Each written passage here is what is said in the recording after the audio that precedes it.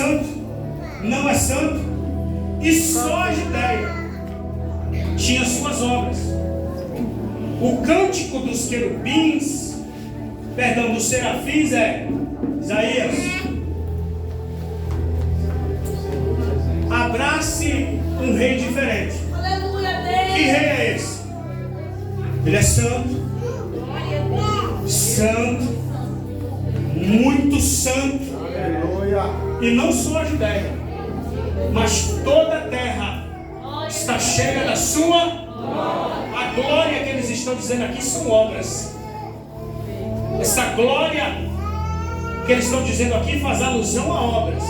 Então eles estão dizendo para Isaías: ei, ó, abraça um rei que ele é muito santo. Ele não tem nenhum problema com o pecado. Ele não tem a probabilidade de pecar como Uzias. E você deve abraçar ele, por quê? Porque toda a terra está cheia da sua glória. Aleluia. Eles estavam dizendo mais ou menos o seguinte: ele fez obras em toda a terra e não se ensoberbeceu. Não há perigo da soberba adentrar no seu coração. Não há perigo desse Deus ser dissipado do lugar onde está. Não há sombra de variação desse Deus. Então ele é santo, santo, Aleluia, santo. E toda a terra está cheia da sua glória. Aleluia, Jesus. Aleluia. Olha que coisa maravilhosa. Agora algumas coisas começam a acontecer. Ele vê que um dos serafins, um dos anjos com uma tenaz, pegou uma das pedras alfogueadas que está no altar do incenso, que está na frente do mar de vidro do trono de Deus. Irmão, por favor, Glória a Deus. esse lugar aqui das pedras alfogueadas é tão santo, é tão maravilhoso, que em uma visão, um anjo, serafim, não me engano, serafim é revestido de fogo, aqueles que ardem em fogo. Ele não pode pegar uma dessas pedras com a mão. Ele teve que pegar com uma tenaz. O que é uma tenaz? É um pegador, mais ou menos igual aquele pegador de macarrão que você tem em casa. Sabe aquele que você... Aquilo é uma tenaz. Um ser que arde em fogo não teve a capacidade de pegar uma pedra tão santa, tão alfogueada, que estava próximo de Deus. Pegou com uma tenaz e levou até a boca do profeta.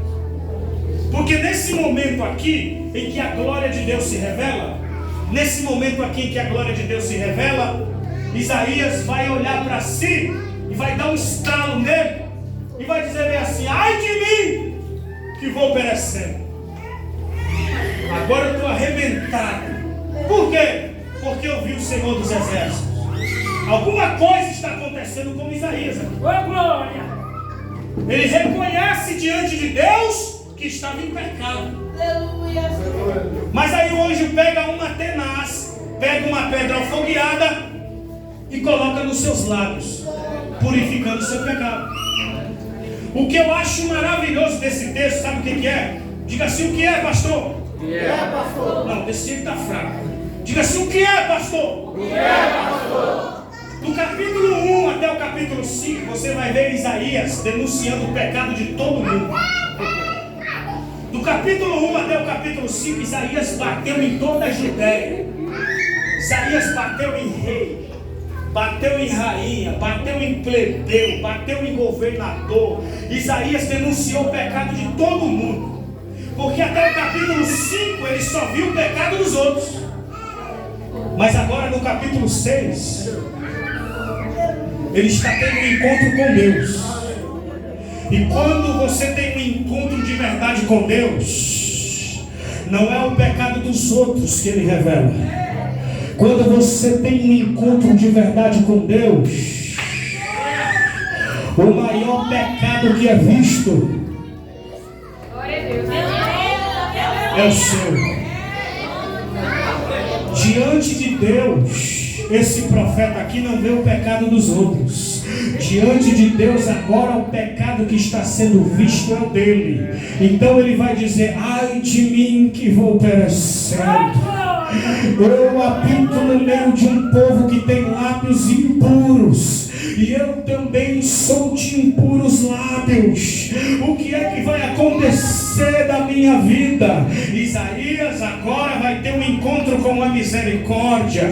Vai ter um encontro com a graça que ele não quis passar à frente. Com a misericórdia que ele não passou à frente. Isaías agora vai ter um encontro com a bondade de Deus. E ele vai ver um anjo vindo com uma tenaz para poder purificar o seu pecado.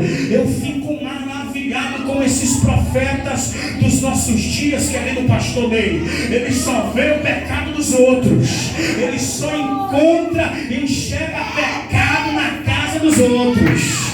Ele só vê pecado no filho do outro. Só vê pecado na mulher, no marido do outro. No dele não tem pecado. Eu fico maravilhado, irmão, porque a minha Bíblia prega para mim diferente. A minha Bíblia diz para mim que o primeiro pecado que foi visto foi o pecado do profeta. Quando nós estamos próximo de Deus, o primeiro pecado a ser tratado é o meu. O primeiro a ser confrontado é o meu. Mas tem essa geração que diz que é profeta, que só vê pecado dos outros, só vê pecado na igreja dos outros, só tem pecado na vida dos outros. É um revelador de pecados. Eu acho que fulano está em pecado. Eu tive um sonho com pecados. E o teu, meu filho? E o teu, meu filho? Não esquece do teu. Vai falar dos outros. Conserta o teu primeiro. Acerta o teu primeiro.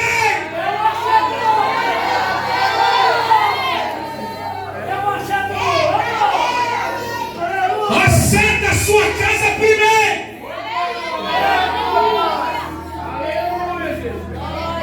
Acerta a tua vida primeiro. Aleluia, Jesus. Aleluia. Mas o pecado que é visto é só um dos outros. Sabe o que aconteceu? Diga assim, o que, pastor? O que, pastor? Não passou pelo capítulo 6. Todo profeta que passa pelo capítulo 6, ele fica diferente. Irmão, nós temos um Isaías do capítulo 1 até o capítulo 5. A partir do capítulo 6 é um Isaías diferente. Agora ele já está tendo visões messiânicas. Irmão? Não tinha parecer e nem formosura. Era o mais desprezado de todos.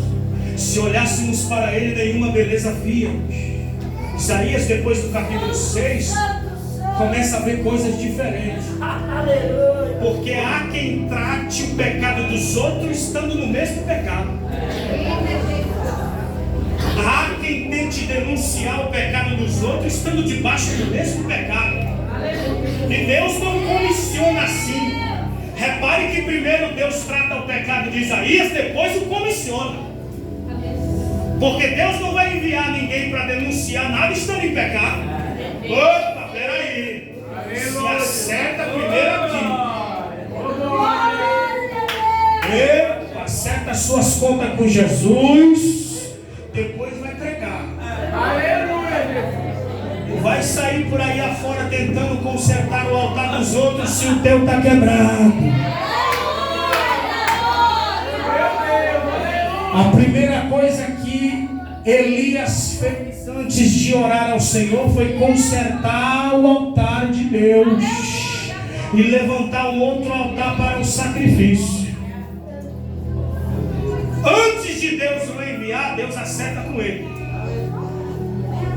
O problema dessa nossa geração, eu acredito em profecia, eu sou continuista, acredito que os dons ainda permanecem, mas nós precisamos de uma reforma nessa área da profecia. Porque a maioria dos nossos pentecostais, alguém está me entendendo? Diga amém. Amém. Estão aprendendo a profetizar com neopentecostais. Neopentecostais é uma geração de pentecostais depois da nossa. Essa fusão que existe entre pentecostais e apostólicos.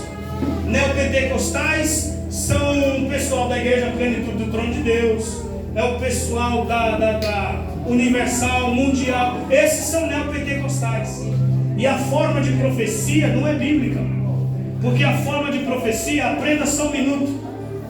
A forma de profecia não é você falar o que você quiser. A forma de profecia é você receber de Deus e comunicar. Os nossos profetas estão comunicando sem receber de Deus. É como se fosse uma adivinhação. Ele olha para você e diz bem assim: rapaz, você tem um terno bonito, vou profetizar um carro. Mas Deus não me falou nada.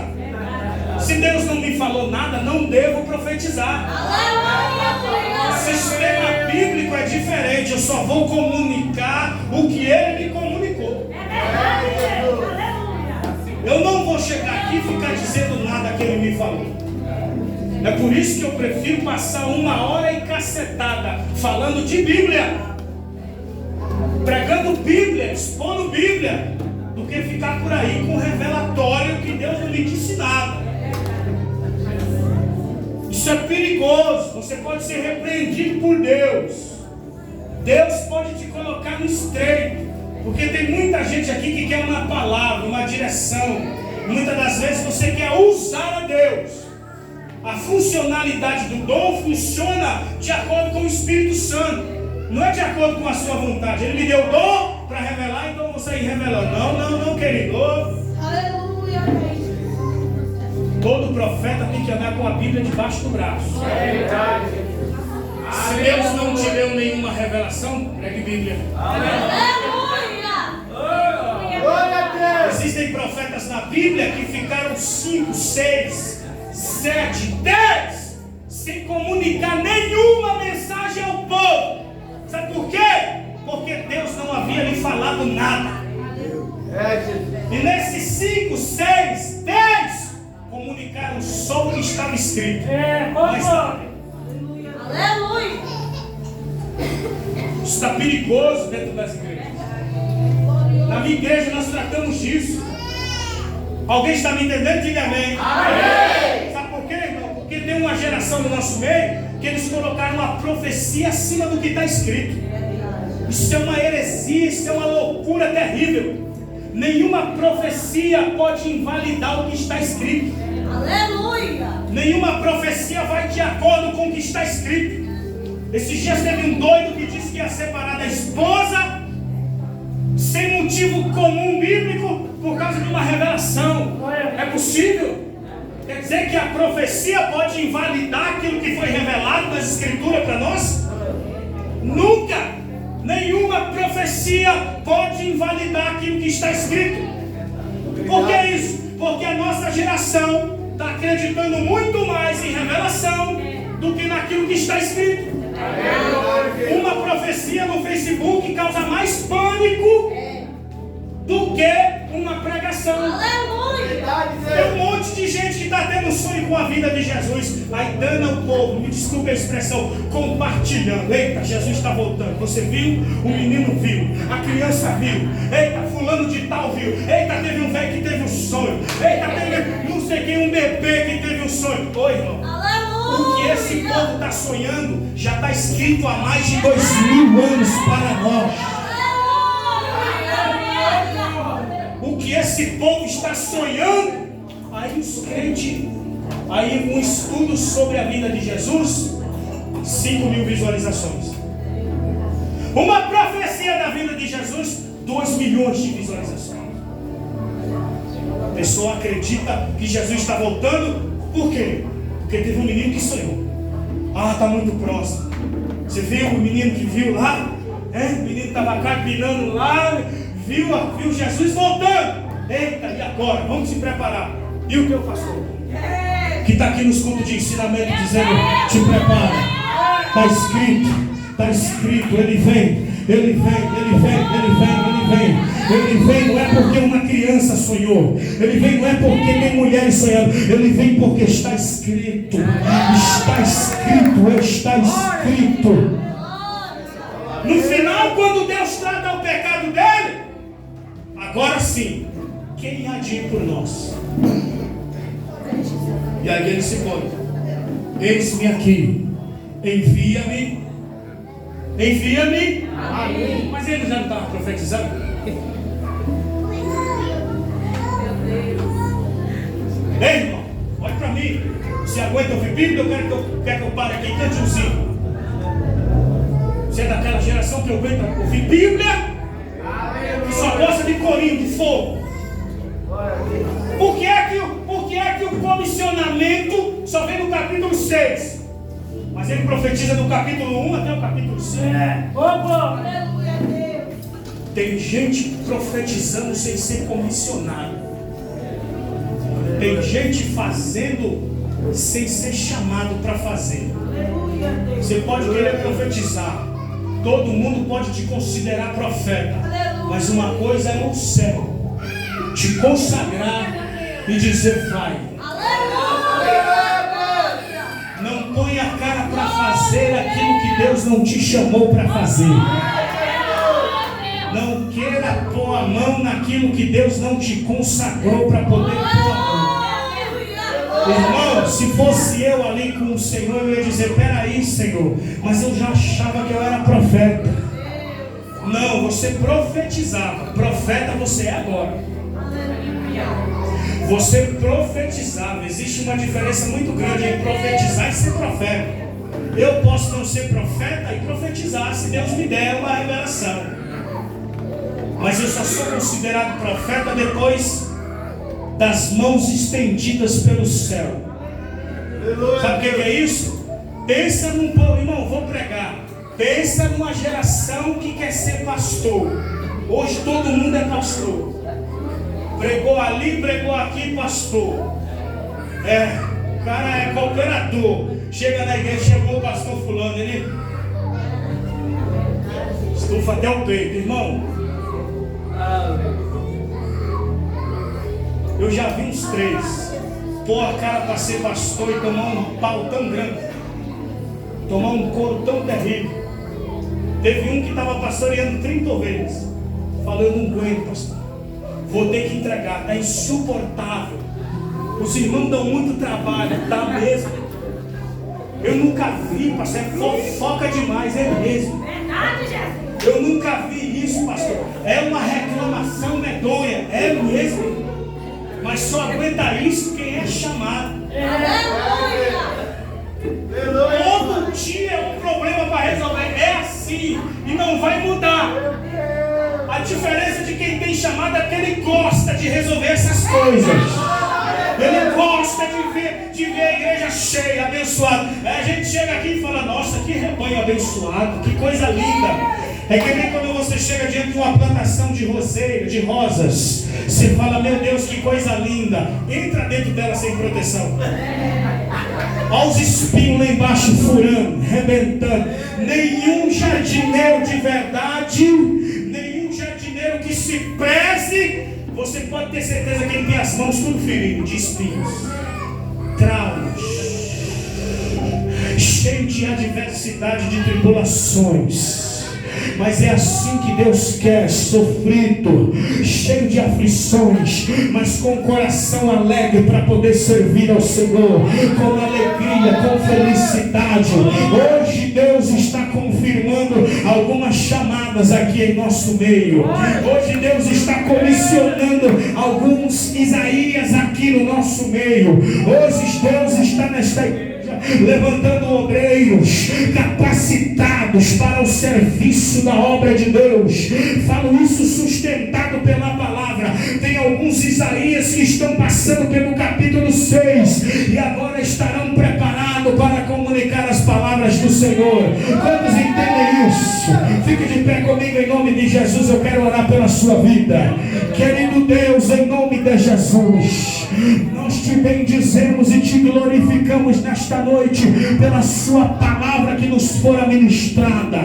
Dá força, dá ânimo, dá graça, dá autoridade a estes Isaías que estão aqui nesta noite conosco, que estão aqui, Senhor amado, que passaram pelo capítulo 1, capítulo 2, capítulo 3, 4, 5 e estão tendo um encontro real, intenso e verdadeiro no capítulo 6. Que a tua mão bondosa esteja conosco e nós vejamos a cada dia a sua glória reverberar sobre esta igreja, sobre este ministério, sobre este lugar, e a sua força esteja em nossos corações e nós vejamos a mão do Todo-Poderoso sempre trazendo vida, trazendo ânimo, trazendo trazendo fogo do alto em nossos corações. É o que nós te pedimos e já lhe agradecendo, em nome de Jesus. Dê uma salva de palmas ao Senhor.